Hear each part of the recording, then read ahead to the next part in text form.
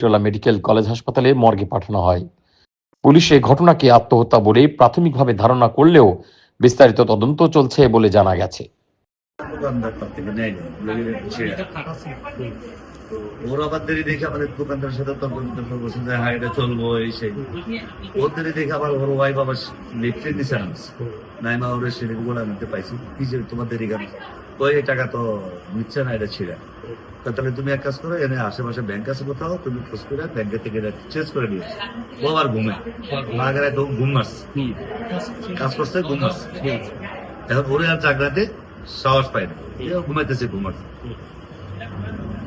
যে ছেলেটাকে দিয়ে ব্যাংকে পাঠাইছে আমার আবার একটা নাতি আছে ছোট, ও আবার অবুঝ কিছু নেই, কেউ যদি বাসা থেকে বেরোতে চায় ও সাথে যাবেই, তো জিদ ধরছে তো বলেছে ঠিক আছে তাহলে তুমি ওকে সাথে নিয়ে যাও।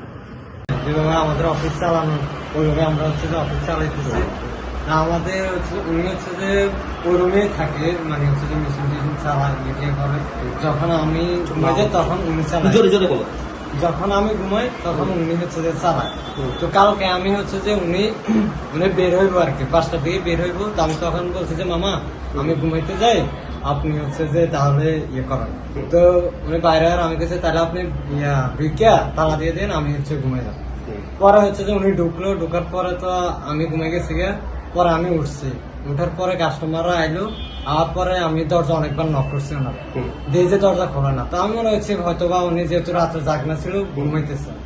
পরে আমরা দেখি যে না, পরে আমি বাসায় গেছি খাওয়ার জন্য, বাসায় যাইয়া খাবার দাবার খাইলাম, খাইয়া আয়া আবার ডাক দিলাম, হ্যাঁ দেখি যে না দরজা খুলতেছে না।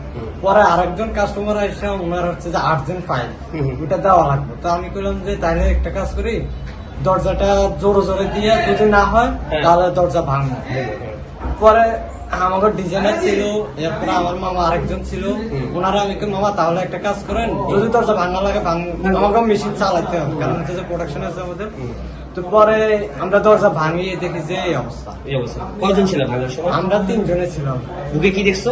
ঢুকে দেখছি উনি ঝুলানো আছে। তখন তো আমরা দেখি মানে কি হলো এটা, মানে কোথায় কি সেটা বুঝতে, আমার সাথে মানে ছিল ভালো, সবকিছুই ভালো।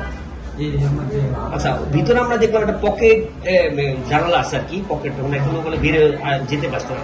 এটা ব্যাপারে তোমার কোনো সন্দেহ হইতেছে কিনা? না, এটা হচ্ছে যে উপরে আমাদের এটা উপরে ইয়ে লাগানো, মানে এটা এমন ভাবে লাগানো, এটা কেউ ঢুকবো বাইরে ওরকম কোনো সিস্টেমে নাই। এটা জাস্ট হচ্ছে যে দেশে অনেকে আমরা ময়লা এটা সেটা ফালানোর জন্য, বা হ্যাঁ বা যদি আমাদের এসিতে কোনো প্রবলেম হয় ওই ক্ষেত্রে